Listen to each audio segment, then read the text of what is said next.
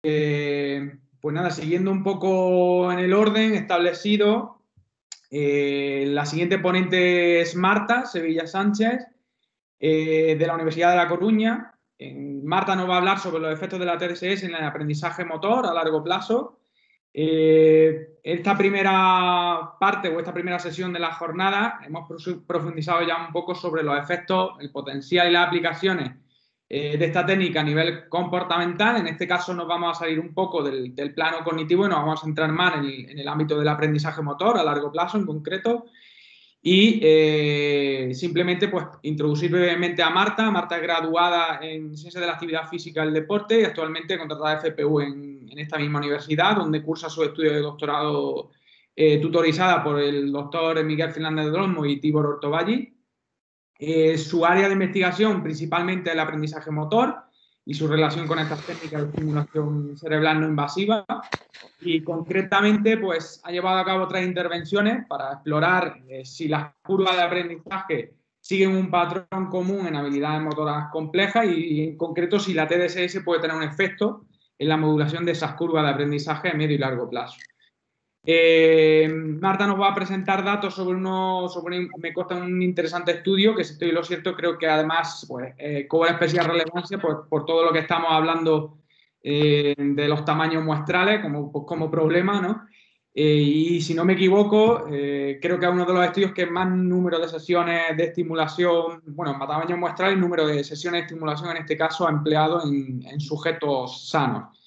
Así que sin más, Marta, es un placer poder contar contigo también, agradecer tu presencia en la jornada y, por supuesto, pues, te cedo la palabra, quedamos expectantes que nos cuentes tu línea de trabajo.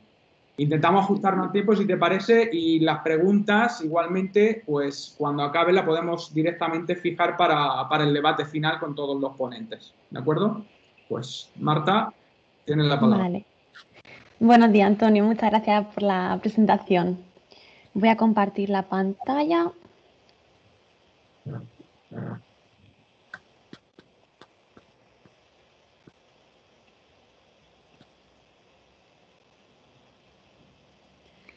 Confirmadme si podéis que veis la presentación y que me escucháis bien. Sí, te escuchamos y vemos la presentación. Perfecto, genial. Pues buenos días a todos. En primer lugar, muchas gracias por la organización de esta jornada, especialmente a Miguel y a Antonio. Sinceramente estoy muy orgullosa de formar parte de esta red junto con investigadores de tanto prestigio. Y voy a intentar aportar mi granito sobre los efectos de la TDCS en el aprendizaje motor a largo plazo, ya que, como bien comentaba Antonio, estoy realizando la tesis doctoral sobre esta temática. Como han comentado los compañeros en las anteriores ponencias, la TDCS parece ser un método de neuromodulación económico y seguro, utilizado en ocasiones para mejorar las funciones motoras y cognitivas, tanto en personas sanas como en pacientes. Sin embargo, en la actualidad hay controversia en la literatura acerca del efecto que pueda tener esta técnica sobre el aprendizaje motor. Tengo que destacar que durante la ponencia hago referencia a intervenciones en participantes sanos. Por un lado, aquí os indico algunas citas que reportan que la TDCS tiene un efecto positivo sobre el aprendizaje o rendimiento motor y señalo en gris las revisiones. Sin embargo, también hay hallazgos que destacan un efecto nulo, haciendo referencia a la configuración anodal. Y aquí os indico algunas de estas citas. En el caso de la revisión de Hasemirat y colaboradores, lo ubiqué en un espacio central, ya que concluye que no hay consenso para los estudios de una sola sesión, pero en cambio los estudios multisesiones sí que parecen estar en la misma línea, ¿no?, sobre un efecto positivo y acumulativo de esta técnica. A continuación vamos a profundizar un poco en cuál puede ser el origen de estos resultados controvertidos. Los aspectos comunes de estos estudios que pueden explicar las controversias existentes, además de limitar la generalización de los resultados, son los siguientes. Existen diferentes parámetros de estimulación en los protocolos de aplicación de la TDCS. Hay estudios que estimulan unas áreas cerebrales, otros que estimulan otras diferentes. Utilizan diversas intensidades, con tamaños de electrodos también distintos y duración de estimulación diferente. Además de que el momento de aplicación en ocasiones es online y en ocasiones es offline. Es decir, a veces aplican la estimulación antes de la práctica motora, durante la práctica motora de forma concurrente o después de dicha práctica motora. Y esto limita un poquito el poder comparar, ¿no? Estos resultados. Por ejemplo, en el estudio Consenso de Batts y colaboradores de 2017 sobre los efectos de la TDCS en el aprendizaje motor y la formación de la memoria, podemos comprobar que hay diferentes áreas cerebrales estimuladas. Aunque, como podemos ver, el mayor volumen de los estudios posicionan el ánodo sobre el área motora primaria izquierda y el cátodo sobre la región supraorbital contralateral, seguida por el setup, que sería inverso, ¿no? Que sería colocar el ánodo sobre el área motora primaria derecha y el cátodo sobre la región supraorbital. La duración de la intervención también puede ser una limitación, ya que se trata de periodos muy cortos y es difícil garantizar que estos resultados sean extrapolables al aprendizaje de habilidades más complejas, que abarcan periodos más duraderos. Aquí podemos comprobar que los estudios que emplean un diseño TDCS multisesión con el objetivo de estudiar el aprendizaje motor emplean periodos de intervención relativamente cortos, mayoritariamente de 3 días, como podemos observar, aunque hay algunos de estudios de 4 y de 5 días. Cito en esta diapositiva estudios que reflejan un efecto positivo, ¿no?, de la TDCS multisesión en tareas manuales.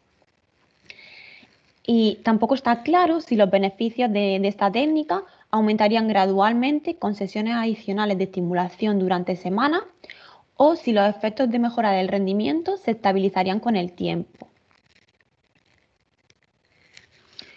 Por otro lado, como comentaban tanto Miguel como Virginia como Carlos anteriormente, las muestras de los estudios son relativamente pequeñas. Aquí os indico el N del tamaño del grupo experimental que llevaría la estimulación en cada uno de estos estudios. Como podemos ver, hay un par de estudios más recientes que cuentan con una muestra de 20 participantes, pero la mayoría cuentan con muestras relativamente reducidas, de 11, 12, 13, 14 participantes. El tipo de tarea habitualmente empleada en los estudios son tareas de laboratorio, como Serial Reaction Time Task, las tareas de tiempo de reacción simple o de tiempo de reacción de elección, que son altamente controlables, pero su validez ecológica y transferencia a habilidades de la vida cotidiana son limitadas. Aquí os pongo algún ejemplo de este tipo de tareas. Además, también tendríamos que plantearnos cuál es el efecto de estos resultados positivos, ya que en la mayoría de los casos cuentan con un tamaño del efecto pequeño o moderado. Teniendo en cuenta algunas de estas delimitaciones planteadas, diseñamos el estudio que hemos publicado en este año 2021, tratando de arrojar un poquito de luz sobre este tema, ¿no? El objetivo del estudio fue explorar si 20 sesiones de TDCS sobre el área motora primaria mejorarían el desempeño de una habilidad motora compleja en adultos jóvenes y sanos. Seleccionamos como habilidad la mecanografía, ya que se trata de una tarea motora bimanual compleja, imprescindible en la vida diaria de los jóvenes. Tanto para las evaluaciones como para la práctica motora se empleó un software libre que se llama Type 10, y también quiero destacar que todos los participantes contaban con las mismas condiciones de práctica, ya que asistían de forma presencial en grupos de 10 y utilizaban unos ordenadores estándar en una sala habilitada para ello con la supervisión de varios investigadores. Se trata de una tarea donde hasta la fecha no se conoce un efecto texto. Por ejemplo, en la pantalla podemos observar la evolución del rendimiento de un participante a lo largo de 3 años de práctica y podemos ver que tanto su velocidad como su precisión siguen mejorando a lo largo del tiempo.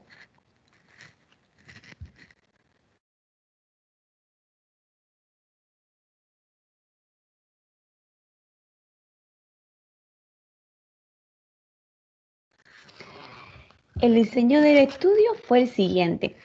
Participaron un total de 63 participantes sanos, diestros y sin contraindicaciones para recibir estimulación cerebral. Realizaron un periodo de familiarización de 2 sesiones y durante esta familiarización se instruyó a los participantes en el método de escritura táctil, que consiste en el uso de todos los dedos de las manos, ya que se considera el método más eficiente.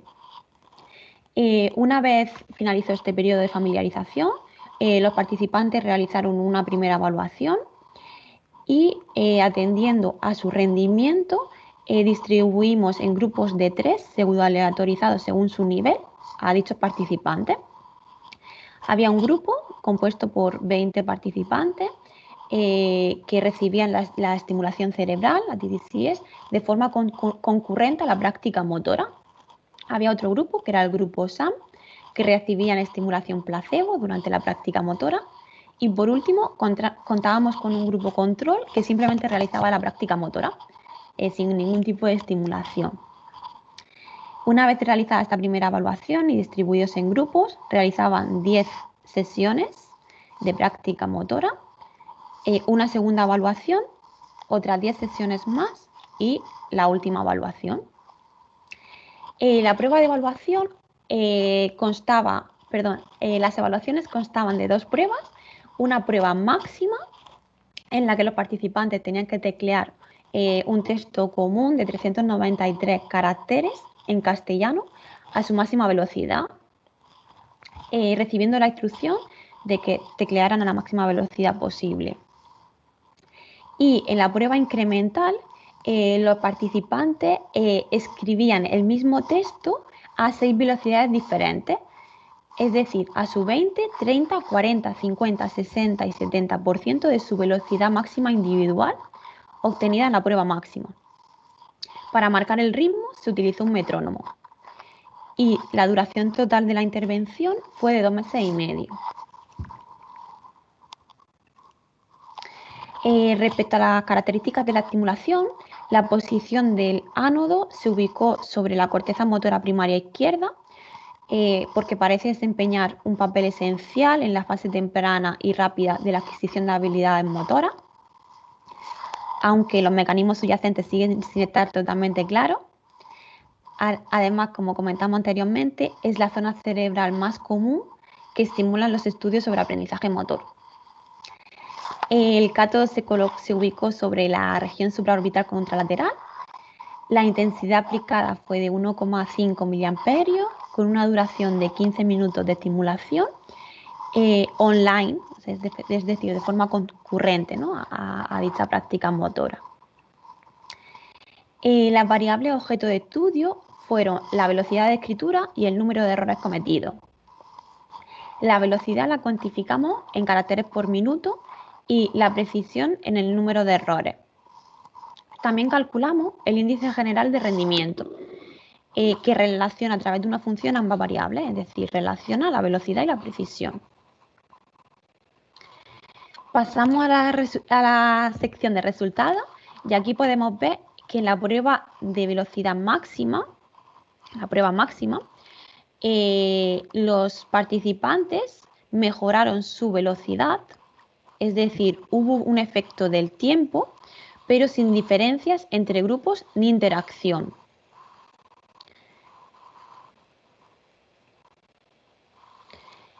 Aquí os presento los resultados del índice general de rendimiento, que siguen una tendencia similar, ¿no?, a la velocidad, es decir, hubo un efecto del tiempo, pero sin diferencias entre grupos ni tampoco interacción. La precisión a lo largo de las pruebas maximales se mantuvo superior al 90%, sin diferencias entre las evaluaciones, es decir, entre los momentos, ni entre grupos. En esta gráfica podemos observar el número de errores promedio cometidos, acumulados por cada grupo en las evaluaciones de la prueba incremental. Interesantemente, vemos como en el grupo TDCS se produce una reducción del número de errores en la prueba incremental en la evaluación 2 respecto a la evaluación 1 y es un resultado significativo. Es decir, solo los participantes del grupo TDCS disminuyeron significativamente el número de errores en un 4% después de las 10 sesiones de entrenamiento, en comparación con el grupo SAN, que incrementó su número de errores un 3%, y en comparación con el grupo control, que incrementó sus errores en un 2%. En esta gráfica podemos observar las curvas de velocidad-precisión individuales y en promedio por grupo en cada una de las evaluaciones.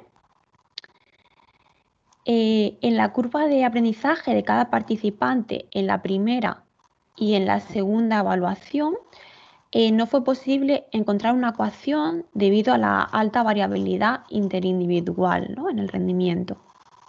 Sin embargo, en la evaluación 3 sí que hubo una tendencia de que los participantes mostrasen un ajuste sigmoideo. Asumimos que posiblemente como resultado de este proceso de aprendizaje. Las conclusiones de este estudio serían que la TDCS anodal redujo significativamente el número de errores durante una prueba de mecanografía incremental, pero no mostró ningún efecto sobre la prueba de velocidad máxima. Y los efectos de la TDCS sobre el aprendizaje motor fueron pronunciados durante las primeras 10 sesiones y después se estabilizaron. Dicho de otra forma, los efectos de la estimulación no fueron lineales ni acumulativos, aunque la estimulación puede haber ayudado a mantener las ganancias logradas durante las 10 primeras sesiones. Igualmente sería importante, pues, replicar los resultados obtenidos con la misma o diferentes tareas y con la misma o diferentes poblaciones, ¿no? Y por último, muchas gracias por vuestra atención y quedo a vuestra disposición para cualquier duda o pregunta que os haya podido surgir.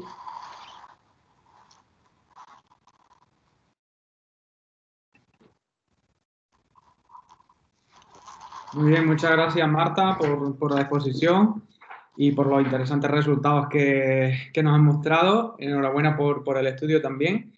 Pues sin más, creo que podemos abrir una breve franja para alguna cuestión específica, bien sea sobre la exposición de Carlos o bien sobre la de Marta, en estos minutos. Si hay alguna cuestión específica que se pueda referir a las ponencias o algún dato en concreto de las ponencias, pues se puede formular. Y en caso de que no la hubiese, pues daría la palabra al profesor Miguel Ángel Fernández del Olmo para comenzar con el debate general con todos los ponentes. Simplemente me gustaría un poquito comentar, enhorabuena Marta por la presentación, es la única representante aquí de investigadores en formación. ¿Okay? Simplemente, como veis, tenéis el artículo ya disponible. Simplemente concretar, matizar algo de los resultados que hemos observado. ¿Vale? Primero, que esa reducción que observamos del número de errores no es en la prueba de mecanografía que haríamos habitualmente, sino es en la prueba en la cual hay que seguir un metrónomo, ¿no? Lo que hace que la tarea sea relativamente diferente. También se observa que ese grupo, de manera aleatoria, parte ya de un mayor número de errores en comparación con los otros grupos. A pesar de meter esa variable como covarianza, sí que parece que el número de errores es menor en el grupo de la TDCS, pero estamos hablando de un cambio muy marginal, es decir, una reducción en un 4% de errores, y además con un tamaño del efecto muy pequeño. ¿Okay? Entonces, pues simplemente matizar esas cuestiones para no llevar a equívocos, ¿no? Lo importante del estudio, como decía Marta, es que en una tarea como mecanografía no se observa ningún efecto positivo de la TDCS aplicado durante 20 sesiones de entrenamiento. ¿Vale? Simplemente, disculpa Marta que te matice porque creo que era importante.